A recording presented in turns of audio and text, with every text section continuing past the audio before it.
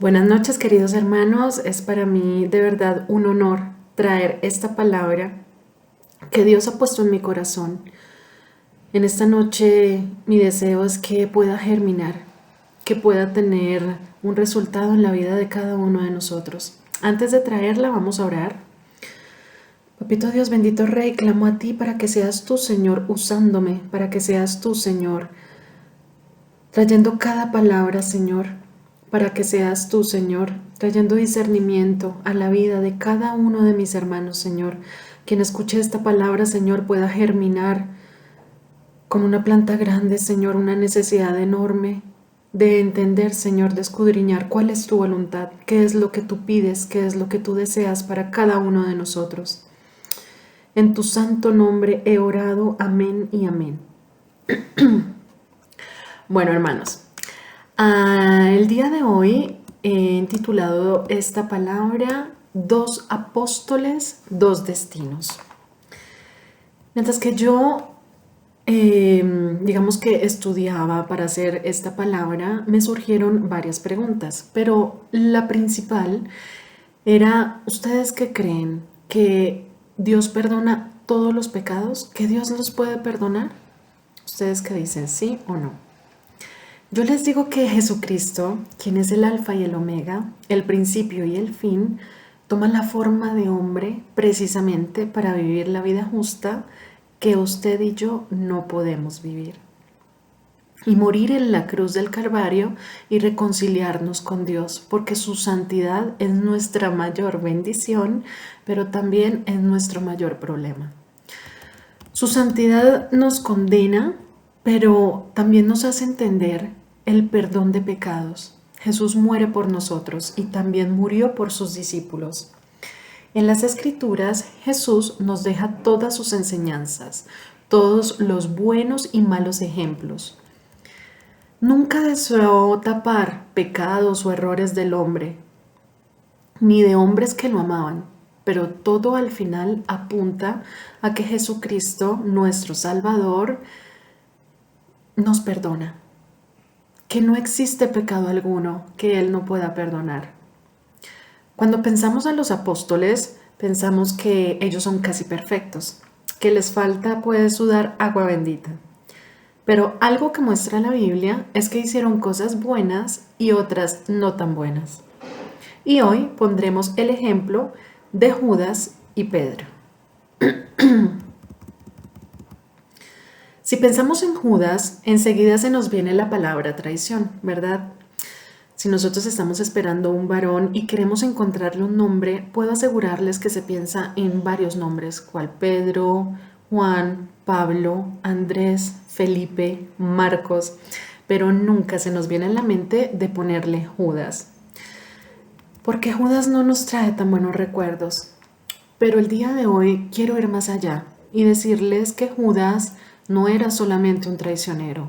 Él hizo muchas más cosas. En Mateo 10:1 dice, entonces, llamando a sus 12 discípulos, les dio autoridad sobre los espíritus inmundos para que los echasen fuera y para sanar toda enfermedad y toda dolencia. Allí habla de los 12, no dice 11, que 11 pudieron hacer determinadas cosas y Judas no pudo, o que Judas no tenía un corazón correcto, o que Judas no podía sanar a los enfermos. Judas también predicó. Judas tenía una muy buena reputación y confianza porque a él lo nombraron tesorero. También sanó enfermos y dice que echó fuera demonios, o sea, Dios le dio autoridad para hacer esas cosas. En Juan 12:3 dice, entonces María tomó una libra de perfume de nardo puro, de mucho precio, y ungió los pies de Jesús, y los enjuagó con sus cabellos, y la casa se llenó del olor del perfume. Y dijo uno de sus discípulos, Judas Iscariote, hijo de Simón, el que le había de entregar, ¿por qué no fue este perfume vendido por 300 denarios y dado a los pobres? Pero dijo esto no porque se cuidara de los pobres, sino porque era ladrón y tenía la bolsa, sustraía de lo que se echaba en ella. Bueno, allí podemos notar que Judas era el tesorero, ¿verdad? Si nosotros nombramos un tesorero o nosotros confiamos nuestras finanzas en alguien, es porque confiamos plenamente en esa persona. Judas jamás demostró o nunca tuvo un comportamiento equivocado. Él era intachable, él era honesto, él era como los demás apóstoles, nunca fue diferente su comportamiento, jamás. Hubo algo, una mancha, una peca, en donde ellos pudieran dudar de él. Entendemos que en él depositaban muchísima confianza.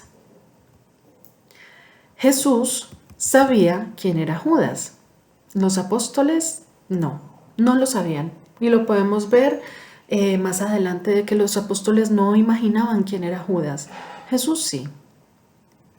Pero notamos con esto que para Dios todo tiene un propósito. Jesús escogió a Judas. Nada viene a caso. Allí Jesús nos quiere mostrar dos cosas fundamentales: la hipocresía religiosa y la necesidad de la salvación. La hipocresía religiosa, por lo que acabo de decir. Judas se veía muy religioso. Judas se veía una persona transparente, íntegra, buena. Nadie dudaba de él. Era un buen discípulo. Ninguno tuvo algún altercado, algún problema con Judas, aunque si su corazón no era el indicado, ninguno lo había notado. Y la necesidad de la salvación lo vemos el por qué más adelante. En Juan 6:64, pero hay algunos de vosotros que no creen, porque Jesús sabía desde el principio quiénes eran los que no creían.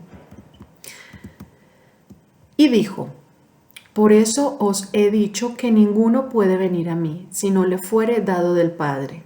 Desde entonces muchos de sus discípulos volvieron atrás y ya no andaban con él.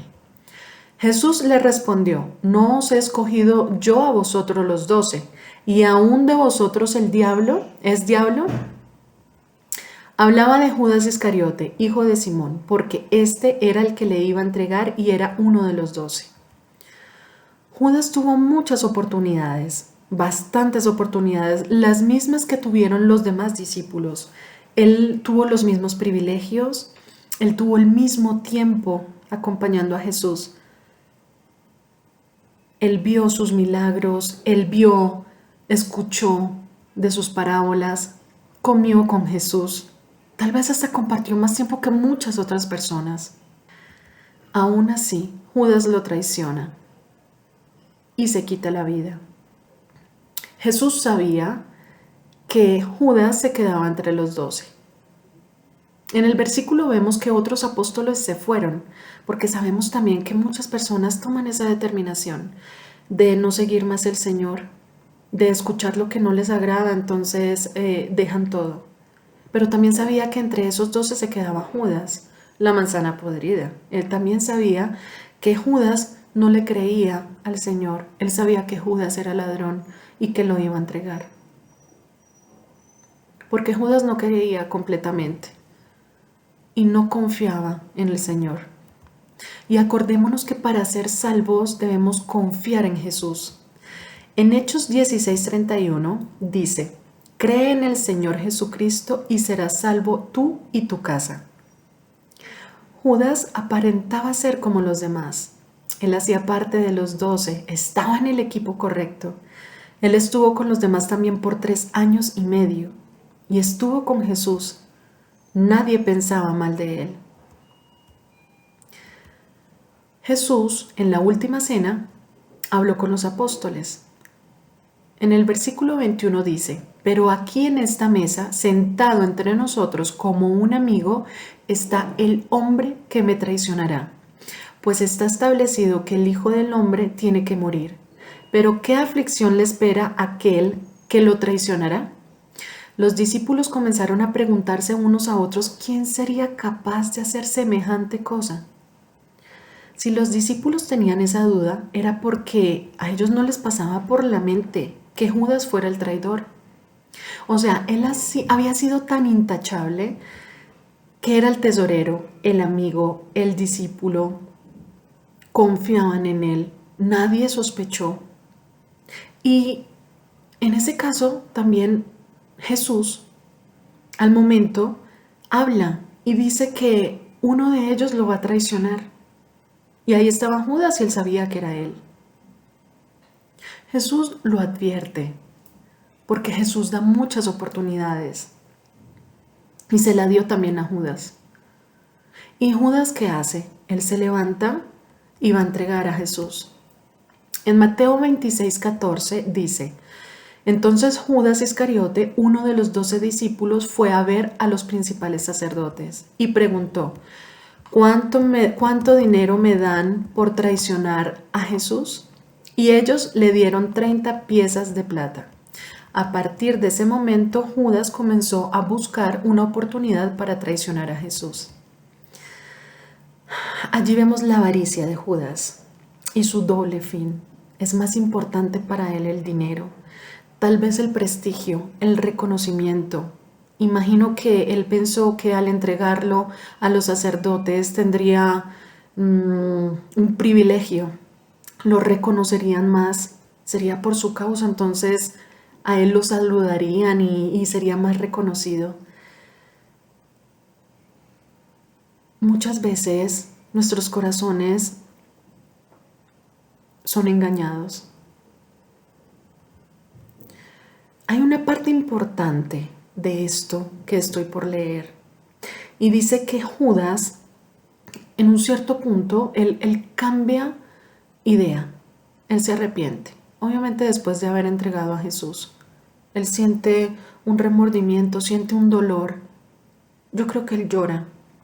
Y dice en Mateo 27:3, entonces Judas, el que lo había entregado, viendo que era condenado, devolvió arrepentido las 30 piezas de plata a los principales sacerdotes y a los ancianos, diciendo: yo he pecado entregando sangre inocente.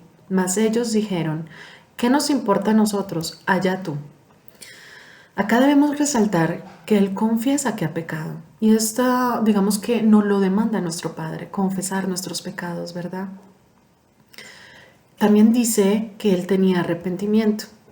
Pero notamos algo que nos demuestra que Judas no estaba convencido de lo que pensaba y lo que decía con una acción. Pensar que su pecado era tan grande que no podría ser perdonado.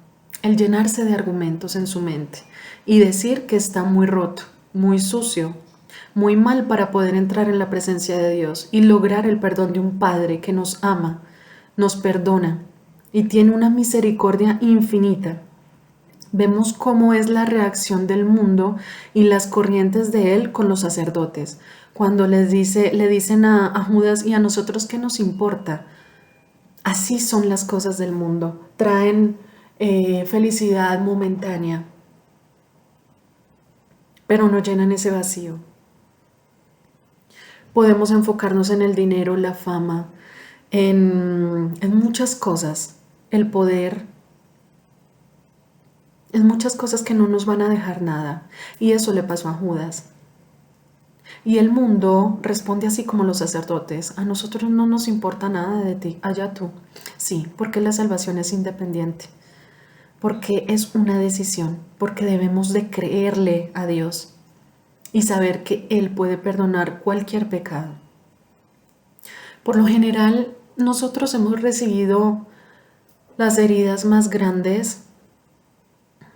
Hemos sido traicionados o desilusionados de las personas que más amamos. ¿Notan eso? Esas son las heridas que más recordamos. Y aún así, el Señor nos muestra que aunque si Judas había sido un amigo, se había mostrado tal, sus intenciones eran otras, pero Dios lo hubiese perdonado. Judas pensó que era más fácil el suicidio que enfrentar la sociedad y la culpa. Es por eso que decide matarse. El enemigo le hace creer que él no merecía perdón, que su pecado era tan terrible que se condenaría. Y aunque sí estuvo cerca de Jesús e hizo muchas cosas en su nombre y compartió muchos momentos con los apóstoles y con el mismo Jesús. Estuvo ahí todo ese tiempo firme. Aunque si él hizo todas esas cosas, él no le creyó a Jesús y no creyó en un perdón y decide quitarse la vida. Ahora vamos a hablar de Pedro. Pedro sí es un nombre conocido, lo conozco en otras personas. Cuando pensamos en Pedro, pensamos en cuando él caminó sobre las aguas, en que Pedro era un líder, en que Pedro tuvo muchas respuestas acertadas con el Señor. En Mateo 16:15 dice, Él les preguntó, ¿y vosotros, quién decís que soy yo? Respondiendo Simón Pedro dijo, Tú eres el Cristo, el Hijo de Dios viviente. Entonces le respondió Jesús, Bienaventurado eres, Simón, hijo de Jonás, porque no te lo reveló carne ni sangre, sino mi Padre que está en los cielos. ¡Wow! Yo me imagino que en ese momento Pedro sacó pecho. Yo creo que él pensó, yo soy el duro, el mejor de los discípulos, con el discernimiento más grande. Yo debería de ser el líder. Cuando Pedro le dice, tú eres el Cristo, Cristo en griego quiere decir ungido y en hebreo quiere decir Mesías. O sea, Pedro la tenía muy clara y él estaba muy orgulloso y yo me imagino que él sintió una satisfacción muy grande. Pero vamos a ver cuánto le duraría esa satisfacción. Jesús estaba hablando con los apóstoles y les decía que debía ir a Jerusalén y pasar por algo muy fuerte y que debía morir. Y veamos qué le responde Pedro. En Mateo 16:22 dice, Entonces Pedro, tomándolo aparte, comenzó a reconvenirlo, diciendo, Señor, ten compasión de ti mismo, en ninguna manera esto te acontezca. Pero él, volviéndose, dijo a Pedro, Quítate delante de mí, Satanás, me eres tropiezo, porque no pones la mira en las cosas de Dios, sino en las cosas del mundo. Note esta parte donde Satanás cita con los dos personajes, Judas y Pedro, a Satanás. A Judas le dice pues de que él es el diablo y a Pedro le dice de que se aleje de él porque Satanás estaba hablando en ese momento.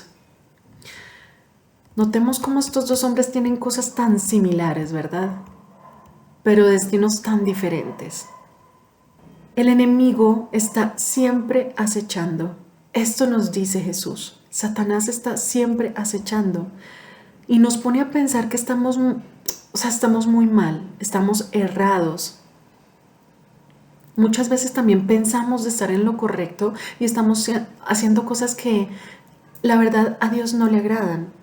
Debemos de saber que no por estar cerca de Jesús debemos pensar de que somos invencibles, que nada nos va a suceder, de que somos los más fuertes, somos los más duros.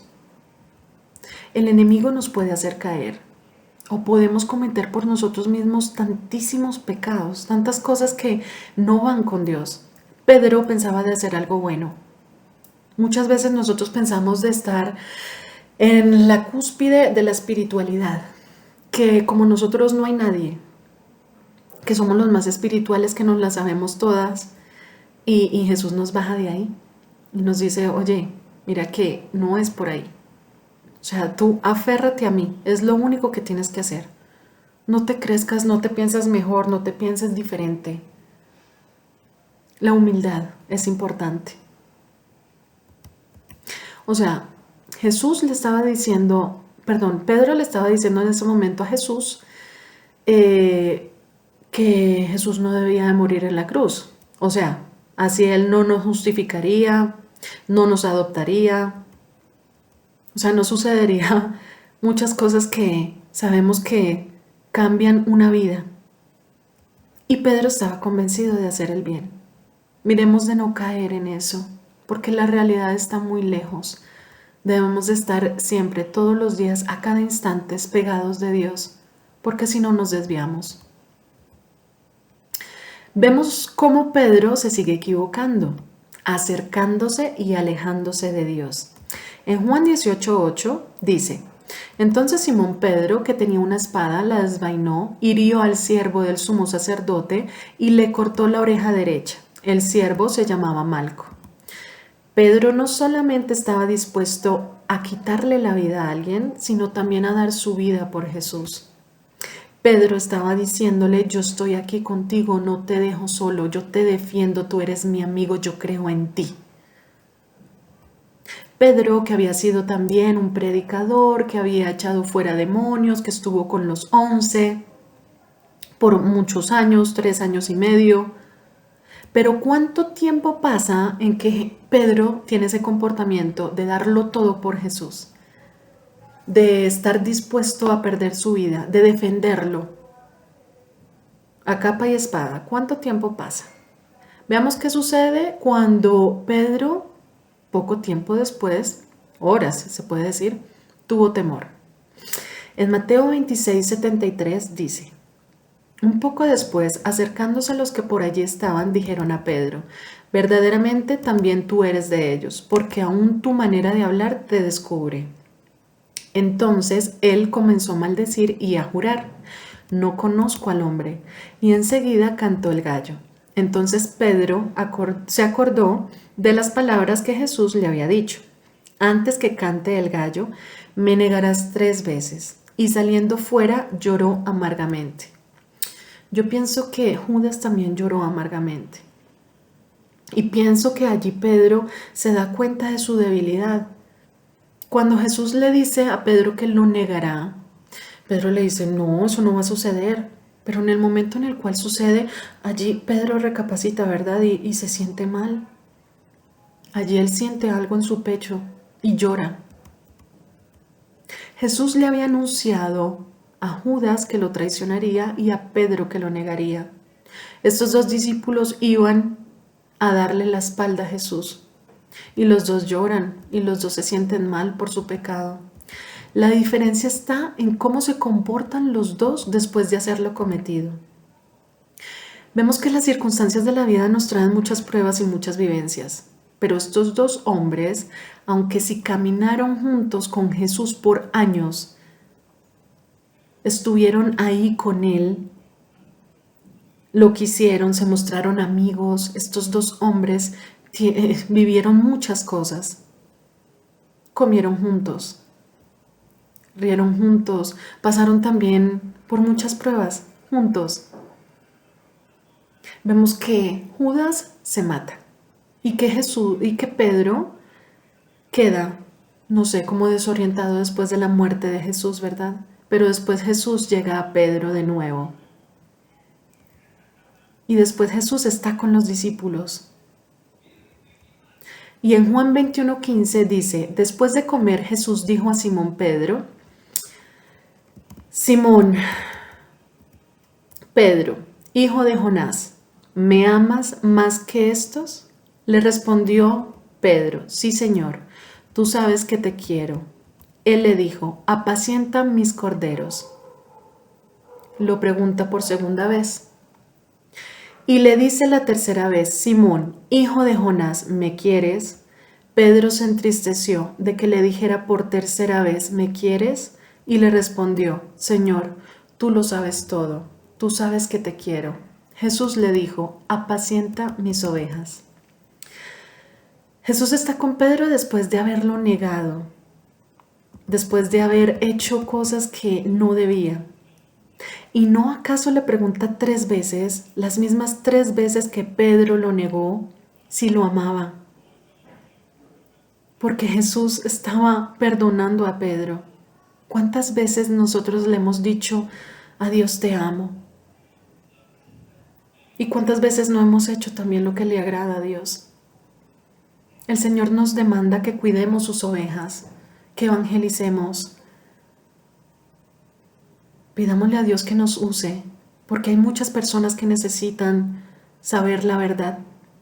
En la palabra dice que Dios es el camino, la verdad y la vida, y es así. Y muchas personas están perdidas. ¿Qué nos encomienda el Señor? Que vayamos a evangelizar y que lo amemos. Yo pienso en eso y noto la perfección de Dios en todo, Con el Señor no hay nada casual. Él tiene el control de todas las cosas. Él nos muestra que perdona los pecados, cualquier pecado. Él perdonó a Pedro y sus faltas y sus errores. Él le recuerda a Pedro y a nosotros lo que Él desea. Jesús jamás le dijo, mira, ¿sabes qué, Pedro? Porque tú me negaste, porque tú hiciste las cosas que no debías, lo siento, pero voy a empezar a evangelizar a los otros 10, a ti no. No, Jesús llega con amor. Así es para la vida de cada uno de nosotros. Jesús nos está esperando. Jesús es un caballero, Él no se impone. Él solamente espera que tú llegues a Él. Que llegues cargado, que llegues con dudas, que llegues con temores, que llegues con tantas cosas, no importa, porque Él va a limpiar todo. Él te va a transformar. Él te va a hacer entender de que no hay nadie más que Él.